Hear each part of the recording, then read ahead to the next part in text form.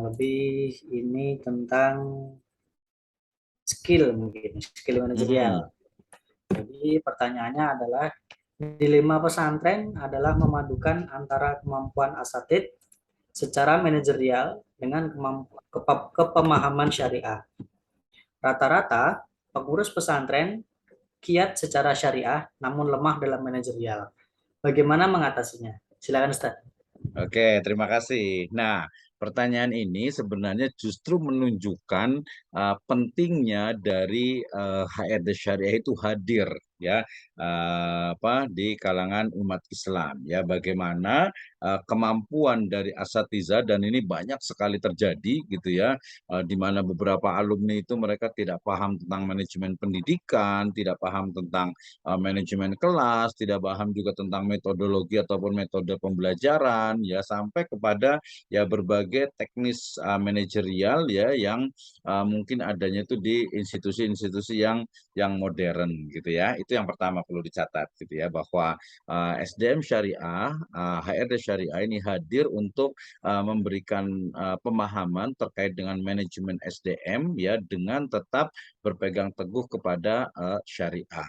Oke, nah kemudian kalau pertanyaannya bagaimana nih? Jadi lima pesantren ini kan adalah memadukan antara kemampuan asatid secara manajerial dengan pemahaman syariah, yaitu rata-rata pengurus pesantren kita nih atau kiat secara syariah kuat ya, kuat secara syariah, namun lemah dalam manajerial. Bagaimana mengatasinya? Nah, mengatasinya tentu saja ya dengan praktisnya adalah mengikuti training yang diadakan oleh HRD syariah ya, karena salah satu dari pilar atau elemen dalam manajemen SDM ataupun HRD syariah itu ada namanya training and development ya.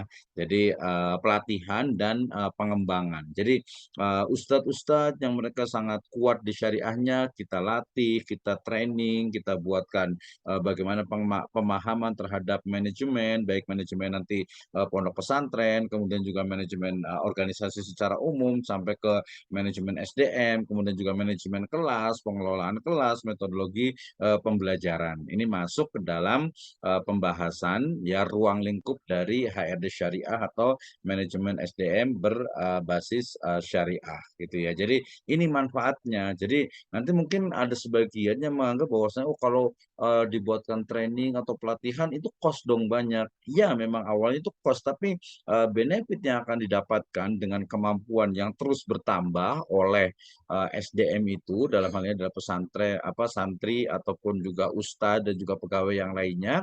Jadi pesantren memang pertama mengeluarkan cost untuk biaya training ya.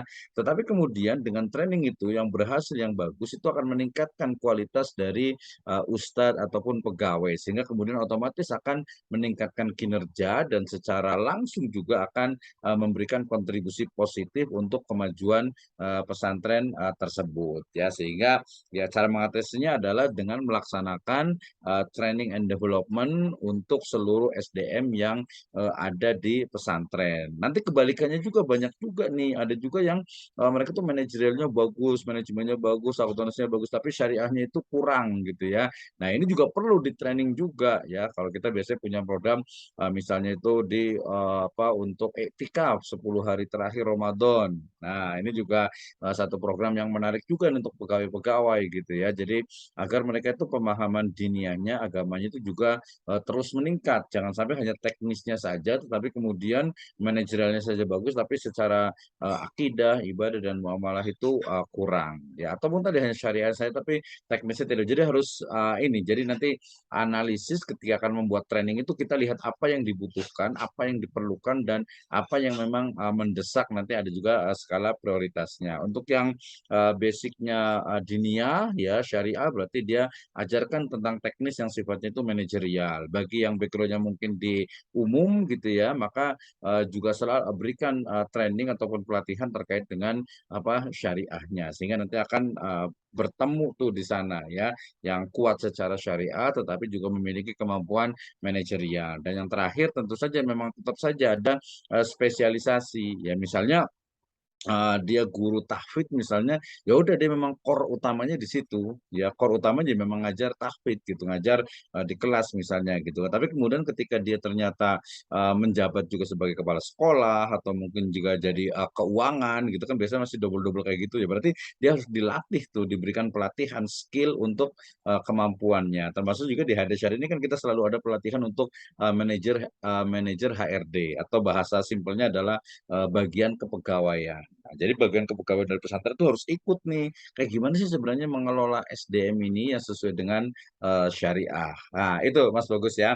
Jadi jawabannya adalah training and development for human resource gitu ya. Training, pelatihan dan pengembangan untuk SDM yang ada di pesantren. Terima kasih Mas Bagus.